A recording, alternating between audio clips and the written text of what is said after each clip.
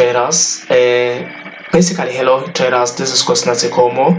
Let me read the risk disclaimer for forex trading before we continue with our lesson.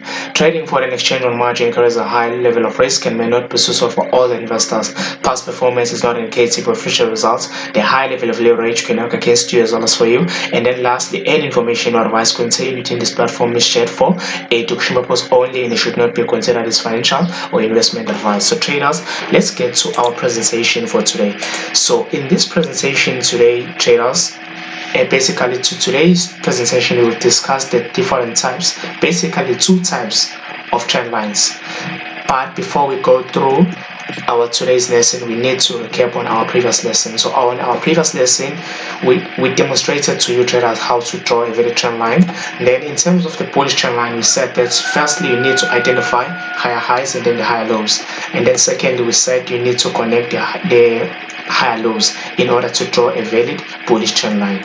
And then in terms of the bearish trend line, we said that you need to identify lower lows, lower highs, lower lows, lower highs within the formation of a bearish trend line. And then we said that you need to connect the lower highs. And then in terms of the trades, we said that in terms of the bullish trade, in terms of the bullish trend line, you look for bullish positions and then you start to sell, you start to buy at the second higher low, and then after that you look for any bullish reversal candlestick pattern, and then you look for zones and then the levels. In terms of the bearish trend line, we said that you start to sell as from the second lower high, you look for bearish reversal candlestick pattern, and then you look for levels. And then today traders will discuss the two types. So those are the major steps that you need to follow when you want to draw a valid trend line. So today traders will discuss the two types of trend line. We have what you call a major trend line or an outer trend line. We have the inner trend line, which is also called a smaller trend line. In terms of the major trend line, I usually call it a major trend line. Why do I call them a major trend line? These trend lines are more significant. You can rely on them because they are much reliable compared to the inner trend line or to smaller trend lines. And then these trend lines you can find these types of trend line in larger time frames, starting from monthly time frame, weekly time frame, daily time frame. Then you may also include 4-hour time frame. But traders, you have to end at 4-hour time frame. Then moving to smaller time frame, these trend lines, inner trend lines, are within the major trend lines. So these are the trend lines that you can find within the bigger trend lines. I think you understand what I'm trying to say to you, but I will demonstrate it to you in upcoming slides. So in terms of the outer trend line, these are the bigger trends and they are more reliable, and you can view them on larger time frames, starting from monthly time frame to weekly time frame to daily time frame up to 4-hour time frame. And then in terms of the inner trend line, these trend lines are within or are inside the outer trend line or the major trend lines.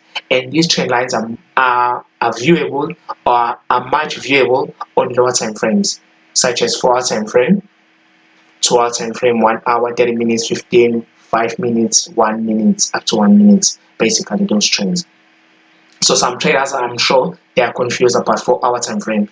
So in our institution, which is called Fourth Revolutionary Forex Institute, we basically take 4-hour time frame as a medium time frame because it is the time frame that is between a larger time frame.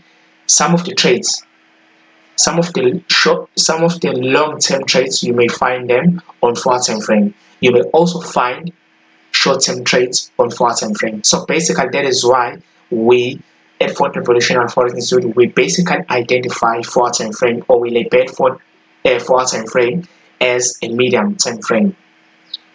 So let's demonstrate what we mean by outer trend line. So this is the outer trend line. This is the outer trend line. This is the big trend line, as you can see. And then moving to the inner trend line. So as we have indicated in this slide, trader, there's inner trend line. These trend lines are inside outer trend line or are within the major trend lines. That is what we are talking about when we talk about inner trend line. We are talking about these trend lines that you can find within a big trend line. Here we have this larger trend line, larger bearish trend line. However, within that larger trend line, we also have these small trend lines. 1, 2, 3, 4. Within this larger bearish trend line, we also have smaller. Basically, we also have smaller bearish trend line within a bigger trend line. We have this 1, we have 2, we have 3, we have 4. We have 4 inner trend line within a outer trend line. So when we speak of inner trend line, we are talking about those trend lines that you can find within inner trend line. So traders, our main concept for this session is to keep you aware that please avoid to trade shorter, smaller trend lines. So our main concept for this lesson is to tell you that please ensure that you avoid to trade smaller trend line. Please ensure that you trade larger trend line. You trade outer trend line. So at Fourth Revolutionary Forex Institute, we basically encourage you to ensure that you trade you trade larger trend line. You avoid to trade inner trend line.